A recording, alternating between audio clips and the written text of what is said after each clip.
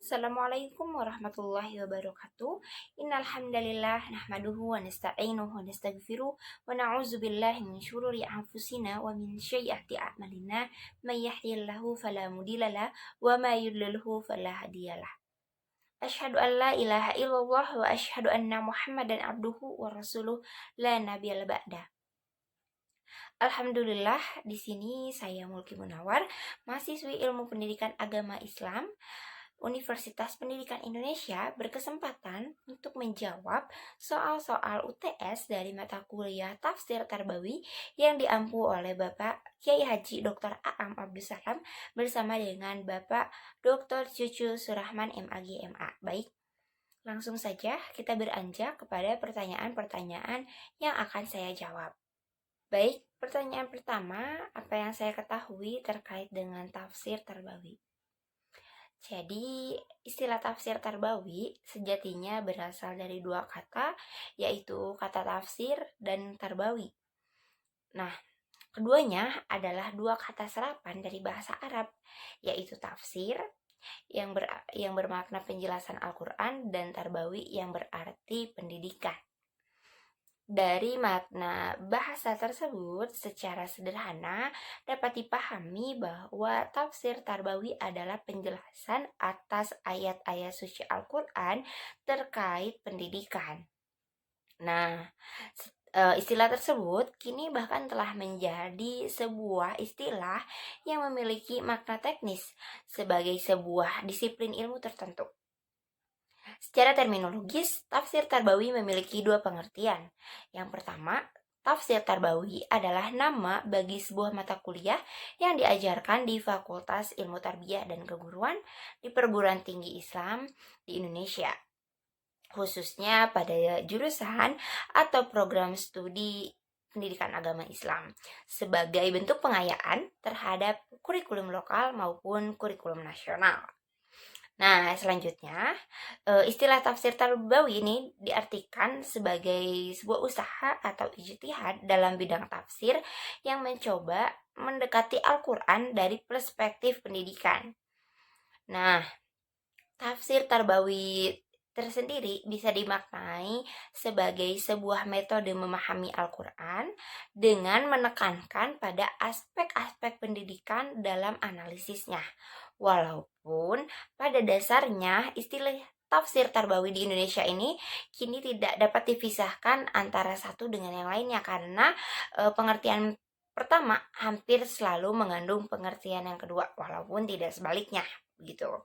Nah, selanjutnya ada pendapat tafsir tarbawi gitu, pengertian tafsir tarbawi dalam pandangan Kiai Haji Dr. Aam Abdussalam. Beliau mengatakan bahwa tafsir tarbawi adalah sebuah kajian sistematis tematis terhadap sumber-sumber Islam, terutama di dalamnya adalah Al-Quran dan hadis, dengan didasarkan pada perspektif pedagogis yang dimaksudkan untuk mengembangkan ilmu pendidikan Islam yang memberi basis dan makna juga arah bagi komponen-komponen dan proses pendidikan.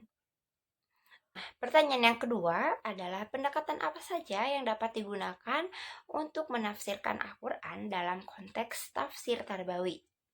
Baik, sebelum kita membahas pendekatan apa saja yang dapat digunakan, kita pahami dulu apakah itu yang dimaksud dengan pendekatan itu sendiri. Nah, pendekatan merupakan cara pandang untuk memproses atau mengupas ilmu tentang sesuatu penafsiran. Nah, adapun pendekatan yang dapat digunakan dalam konteks tafsir tarbawi ada dua. Yang pertama adalah pendekatan retorik dan yang kedua adalah pendekatan pedagogis.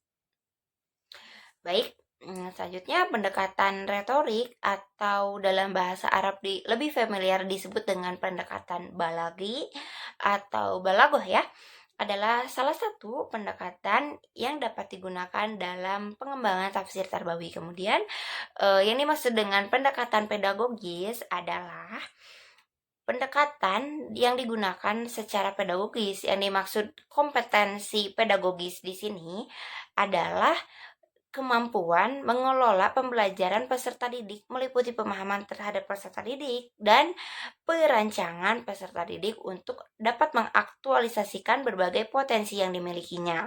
Berkaitan dengan tafsir Tarbawi sendiri, peran pendidik dan peserta didik ini diisi oleh Allah sebagai pendidik dan manusia sebagai peserta didik. Pendekatan pedagogis dalam pengembangan tafsir Tarbawi salah satunya dapat digunakan dalam teori tentang pedagogi spiritual. Adapun yang menjadi landasan dari konsep pedagogi spiritual sendiri salah satunya adalah Quran Surah An-Nahl ayat 78. Baik, selanjutnya pertanyaan yang ketiga.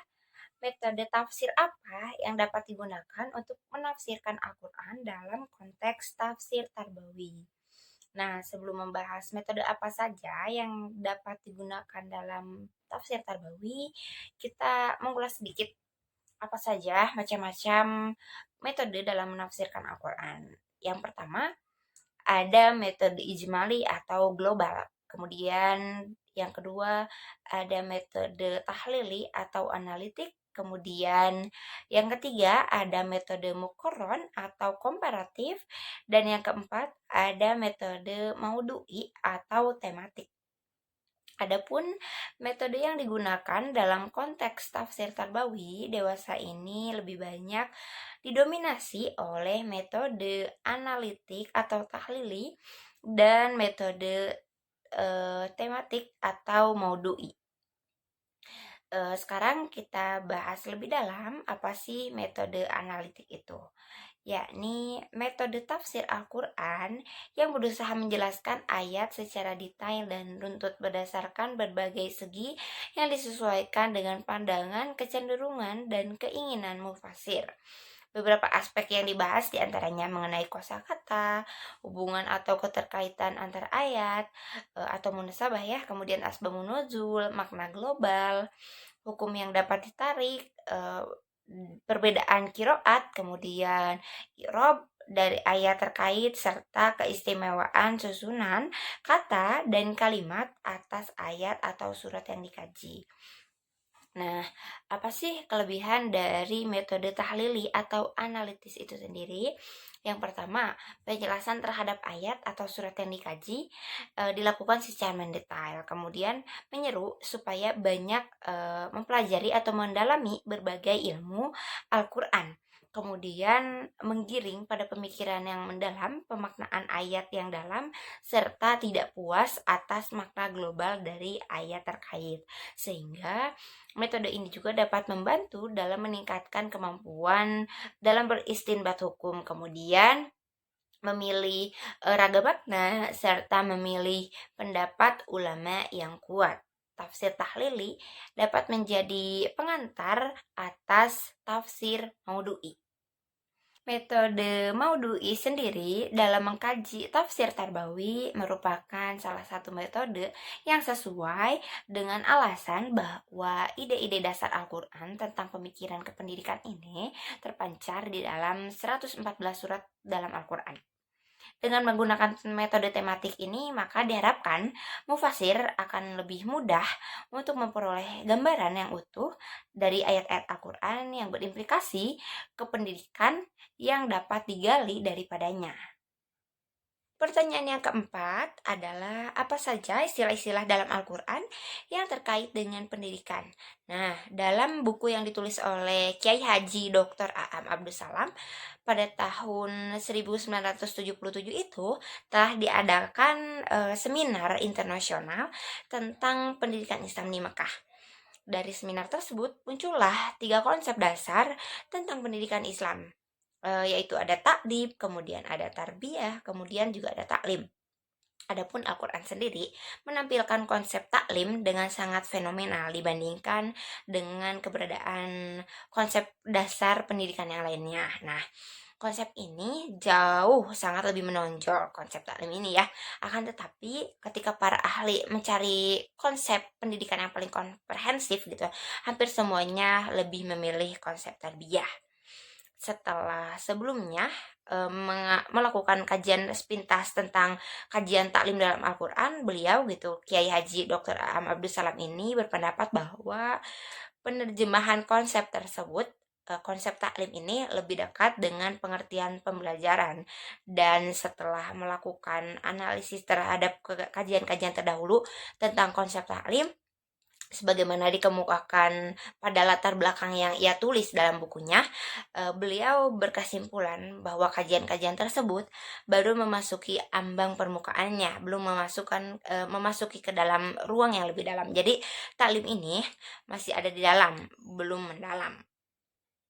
Nah, adapun tokoh lain yang menyetujui untuk penggunaan konsep lain atau istilah lain dalam penyebutan pendidikan, di antaranya adalah Naquib Alatas, seorang ahli pendidikan Islam dari Malaysia. Beliau menekankan bahwa pendidikan Islam harus dikembangkan dari konsep takdib, bukan dari konsep tarbiyah maupun taklim gitu. Nah, sebab menurut beliau konsep tarbiyah terlalu luas, mencakup pengasuhan untuk binatang. Jadi terlalu meluas sehingga tidak ada batasan-batasan yang jelas.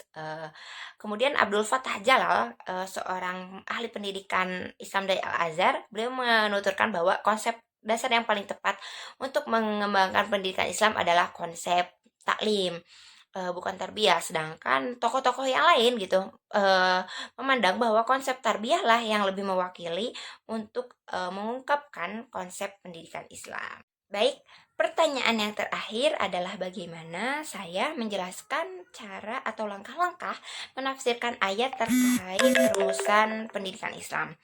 Mengacu pada metode yang digunakan pada kajian tafsir Tarbawi sendiri, salah satunya adalah metode Maudu'i atau tematik. Maka dalam merumuskan langkah-langkah atau menafsirkan ayat terkait dengan perumusan pengertian pendidikan Islam, saya cenderung lebih menggunakan metode tematik dalam tafsir Tarbawi, yang mana merupakan sebuah metode tafsir yang berusaha mencari jawaban Al-Quran dengan cara yakni yang pertama, mengumpulkan ayat-ayat Quran yang mempunyai tujuan yang satu atau yang sama ya.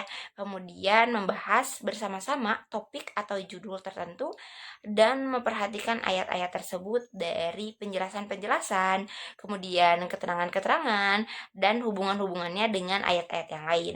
Kemudian mengambil inspirasi untuk merumuskan konsep-konsep pendidikan. Nah, baik, sekian yang dapat saya jawab, kurang dan lebihnya mohon dimaafkan. Wabillahi taufik wal hidayah. Wassalamualaikum warahmatullahi wabarakatuh.